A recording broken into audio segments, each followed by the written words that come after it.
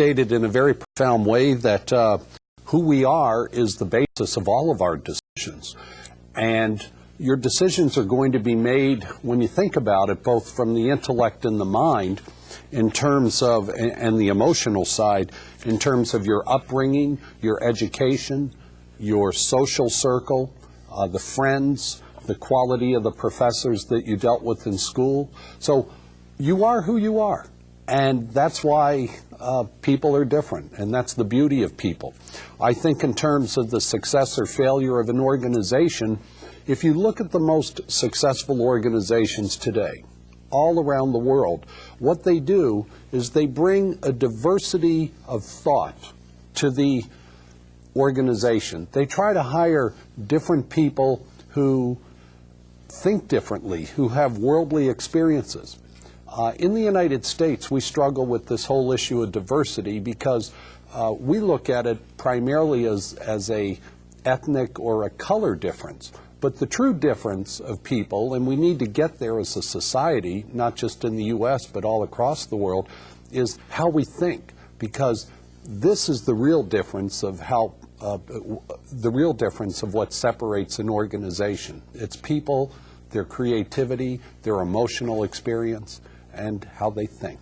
So the last thing you want is an organization full of yes people. Exactly.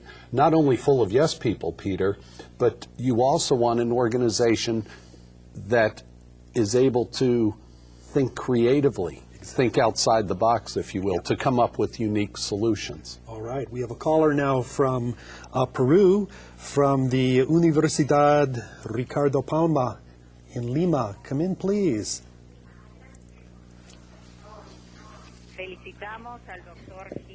We want to congratulate Dr. Hinton. This has been a great module, and we want to ask, due to the increased importance of emotional intelligence in the modern enterprise, and also considering that within this institution, this modern institution, intuition is a key element.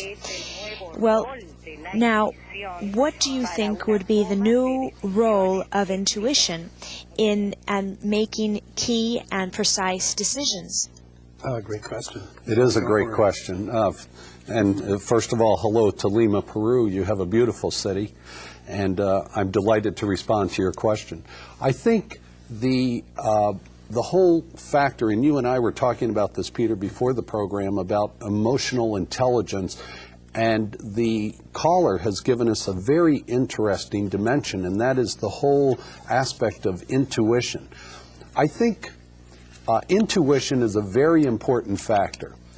It's an important factor because people have hunches. People have intuitive senses. I have two daughters, and they have a wonderful sense of intuition, and we have an expression in this country, and perhaps it applies to other countries, that women have great intuition. And I think all people have intuition. It's whether or not they feel comfortable using that intuition. I'll give you an example. Everybody is familiar with the small Post-it note product that was developed by 3M. And the interesting thing about 3M's Post-it note was the scientist or researcher who developed the Post-it note wasn't trying to develop a Post-it note. He was trying to develop a stronger glue, but he made a mistake. And yet, because of his intuition, he said, what can we do with my mistake? And that's the beauty of allowing people the freedom to use their intuition, their creative side, to come up with billion-dollar products. And intuition really has its own logic apart from ordinary logic, right, doesn't it? It's often a sensitivity to the subtleties in our environment or in others' behavior that we sometimes aren't aware of. Sure, absolutely. It's very important. Very important, and it's a great question, and I think intuition is extremely important to the whole role of emotional intelligence and creative solutions. Good. Well, we have a caller, I think now from Mexico City, from Centro de Educación Tecnológica Industrial. Come in, please, Mexico City. Gracias. What should I take into account in order to establish a proper link between mind and heart when I'm going to make a decision? Thank you. The link between the mind and the heart. Well, that's a very difficult question. And I think maybe a good way to answer that is to go back to who are you? If you are more comfortable as a decision maker using the mind versus the heart, then that obviously is going to be the sector that you favor. And yet, if you are the kind of manager who isn't comfortable with the emotional side of a decision, I think it's important to reach out to other people on your team, in your organization, and ask them, how do you think this decision will play to the employees? How will the customers respond to this? How will our product be more successful? So you need to balance that. Now, on the other hand, if you're more of a ready, fire, aim, which would be an emotional decision maker, right, then I think you need to seek out the intellectuals in your organization so you get that perspective. But even a person who has come to a logical decision has certain feelings about it. Should they take into account those feelings? Does this decision feel right? Is that an important thing to do in decision making? Yes, I think it's very important. And again, the way to substantiate that is to seek the advice of others in your organization, just to ask them.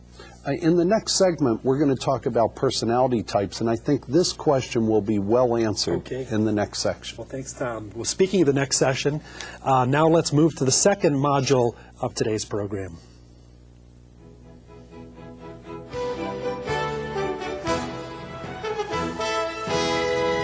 How do you make a decision? Well, when it comes to making decisions, there are two universal laws. First, everybody is different, and therefore everyone will use different factors and assign different weights to those decision-making factors when making their decision. Secondly, because each person is uniquely different, we place a different value on our decisions.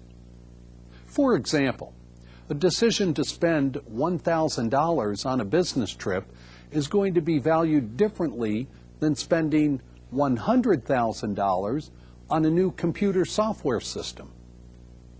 In 1987, my organization developed the CAPS leadership profile that I will introduce to you now in its very basic form. Let me say that there is no one leadership style that is better than another. Thousands of studies on leadership prove one thing, that everybody brings something unique to the decision-making process as a leader. But that being said, over the years, many behavioral psychologists have discovered that typically there are 4 primary leadership styles and many subset within those 4 primary styles. Today, I want to introduce you to these 4 primary styles and how they make decisions. I think you'll find this rather interesting, since somewhere in these 4 leadership styles is you. At the Customer Relations Institute, we refer to the 4 leadership styles as the controller, analyst, promoter, and supporter, or by their acronym CAPS, C-A-P-S. To determine your style, let me ask you 2 important questions. The first question is this: do you consider yourself to be an extrovert or a reflective type of person? The second question is this: do you consider yourself to be trusting or cautious? Okay, everybody should have answered these 2 questions. Now, I'd like you to look at the screen where you'll see this slide or chart. Let me interpret your responses and tell you about each of the 4 leadership styles. If you answered the questions by saying you are an extrovert and cautious, then you probably fall into the controller quadrant. If you answered the questions by saying you are an extrovert and trusting, then you probably fall into the promoter quadrant. If you answered the questions by saying you are reflective and cautious, then you probably fall into the analyst quadrant.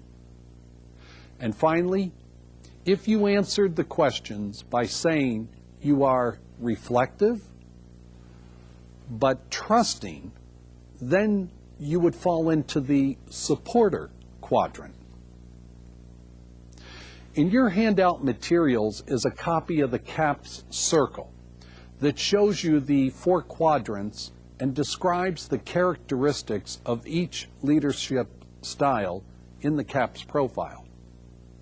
Now, before we explore each one of the CAPS styles, let me emphasize 2 important factors. First, each one of us in this room possesses some degree of all 4 leadership styles. For example, if your dominant leadership style is a promoter, you also have some traits of a controller, as well as the analyst, and even the supporter. And so we really are comprised of a bit of all 4 leadership styles. But usually one style dominates how we think and how we behave. Let's explore deeper into what makes each of the 4 CAP styles unique and help you understand more about you and how you make decisions. We'll begin with the controller. As you can see from the description in your handout materials, the controller is an extrovert, but cautious. That's their type. The controller is motivated by authority, taking charge of the situation, challenges, prestige, freedom, bottom line results, competition, fact-based information, and advancement. If you selected the controller style, I hope you think that is an accurate description of you. And by the way, controllers gravitate towards senior executive jobs, college deans, army generals, and other leadership positions. It's simply in their nature to assume that they are the best qualified leaders, although others might quietly dispute this claim. Let's review the promoter style.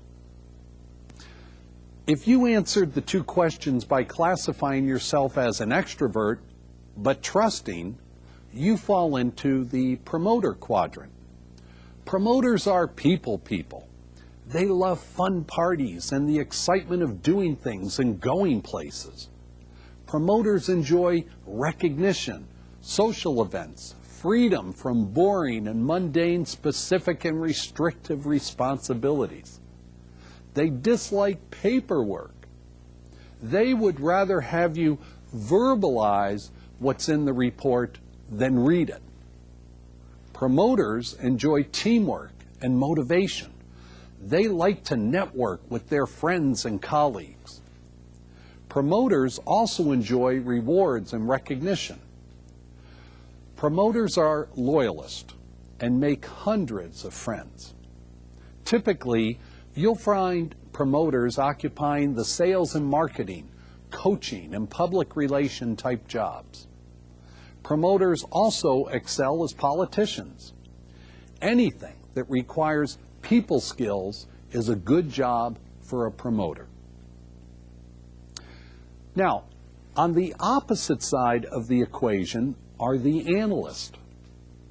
The analysts are cautious and reflective by nature. Analysts are concerned with order, rules, procedures, processes, and consistency. Analysts do not easily embrace change. They enjoy computers, paperwork, reading reports, and solving problems and mathematical equations. The more difficult, the better. Analysts are perfectionists by nature.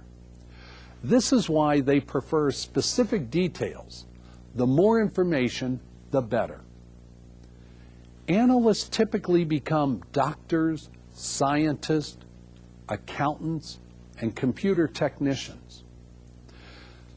They prefer machines over people because machines are reliable. People can deviate from the norm and complicate things. Finally, we have the supporters. The supporters are trusting, but reflective by nature. Supporters make excellent team players, and they are typically the keepers of the company's values. Supporters are honest people who enjoy the status quo. They admire competence in others and possess a great deal of patience, much more than controllers, promoters, or analysts. Supporters also like to be appreciated, but they are reserved, and therefore they are uncomfortable being singled out for too much praise. Like the analyst, the supporters want time to adjust to changes. Also, the supporters are specialists, and this is why they like limited duties. They like to focus on what they're good at.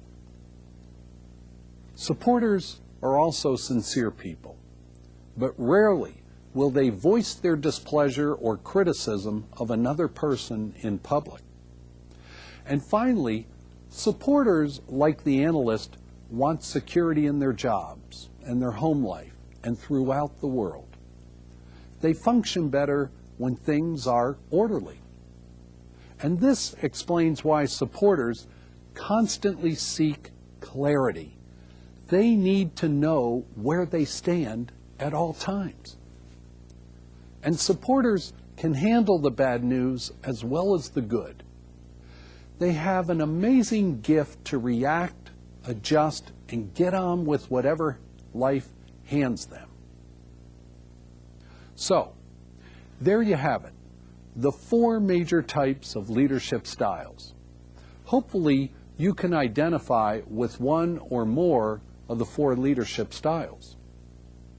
Let's return to the decision-making model to discuss how each of these 4 leadership styles makes their decisions.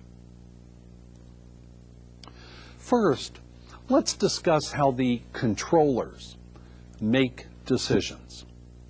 We need to take the controllers first because if we don't, they might get upset, impatient, and throw spitballs at the screen. Well, I'm only half joking. You see, controllers are highly confident people. They have a very strong intuitive sense of being right, even when they're wrong. And controllers rely on data and facts to make their decisions. And this complements their cautious nature. But controllers also like to rub elbows with people who are involved in the actual jobs before they make a decision affecting these people. This is why military commanders will venture out of their headquarters and go to the battlefront to assess the situation firsthand. Controllers need to see it, touch it, smell it, and feel it before they make decisions. But once a controller makes a decision, look out. They're like a steamroller, and you don't want to stand in their way or you might get flattened. When we talked about the controller's attitude of taking no prisoners, they firmly believe that you are either part of the solution or part of the problem. Either you're on board the train as it departs the station, or the train leaves without you. And there's no remorse on the part of the controller. They will manage just fine with or without you. The analysts are very different from the controllers in terms of making their decisions. Analysts need data, and even more data before they will even consider making a decision. Not only do analysts need all the facts, but they want to verify and validate those facts before they will accept them as facts. Now, the ironic thing about analysts is this. Typically, the analyst could have made a decision weeks ago with the original data and got that decision right. But because of their nature, they are cautious and guarded. They are not comfortable communicating details verbally. Instead, they want time to put their findings on paper, in duplicate, and presenting their volumes of research to a decision-making committee. Promoters make decisions based on their emotions and by involving lots of people in the process. Promoters believe that they can inspire and motivate people to accept their decisions. And oftentimes, the promoter is right. Promoters are the kind of decision makers who would prefer to gather around everybody in a social setting, such as a beer party, and discuss the pros and cons of the decision over beer. Supporters make their decisions based on values and what's good for the team or the company. While the supporter is very sensitive to the concerns of others, they will agree to go along with the decision that, in the long term, is in the best interest of the organization. Most important, however, supporters are not natural risk takers. And so, whenever someone asks a supporter to make a decision, it's very important to minimize the risk in their eyes. Now, part of making decisions requires that people work together to create a good decision and then successfully implement the decision in order to achieve positive results. So this begs the question, well, which of the 4 leadership styles am I most compatible with? The answer is, of course, it depends on your style. On your screen is another chart that defines how different leadership styles work together and also get along in their personal relationships. Let's take a look at it. The W symbolizes your working relationship, and the P on the chart symbolizes your personal relationships. It should come as no surprise that this chart is also applicable to your personal lives as well. For example, if you are a controller and you work with other controllers, which would be symbolized by the C-C on the chart, you'll note that your personal relationship is good, but your working relationship is only fair. Why is that? Well, when you place 2 controllers in the same room, they compete for control.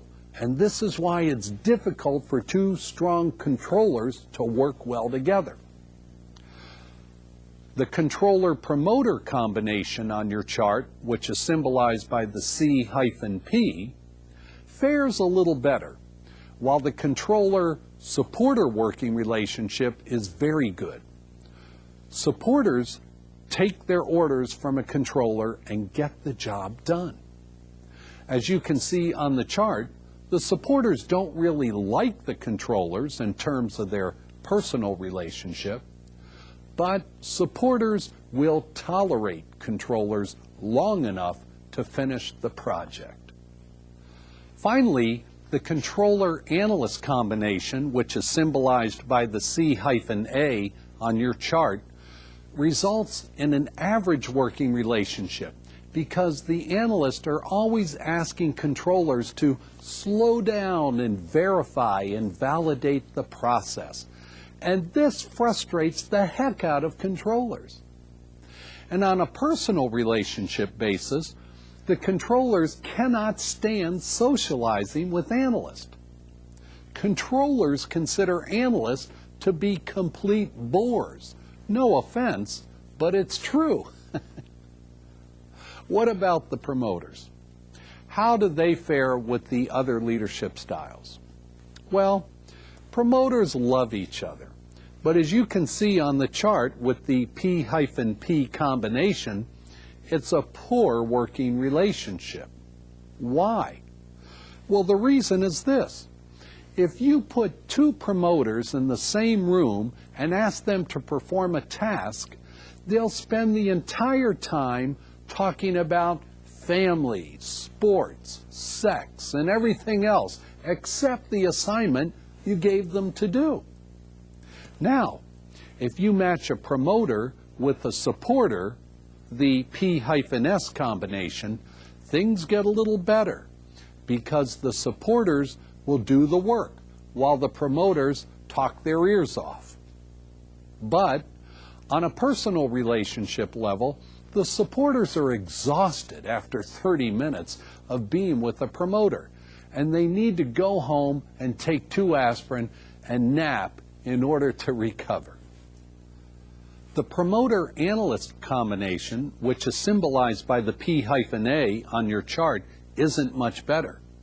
The analyst will get the job done, just like the supporters, but they too are no match for the social energy of the promoters.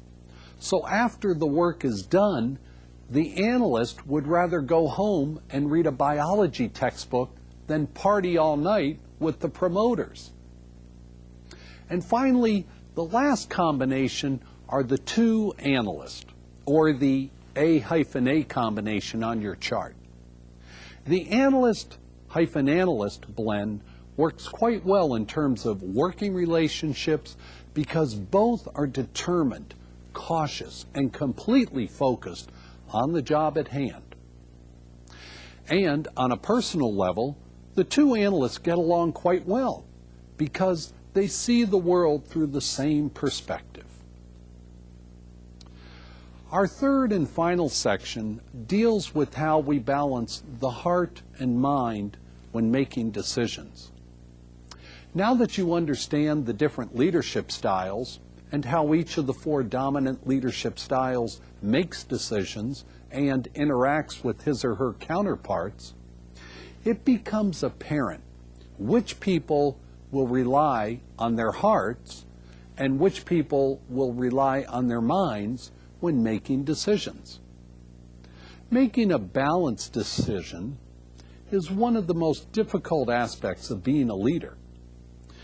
When I use the term balanced, I'm referring to several conditions and factors that should be considered in any major decision. They include such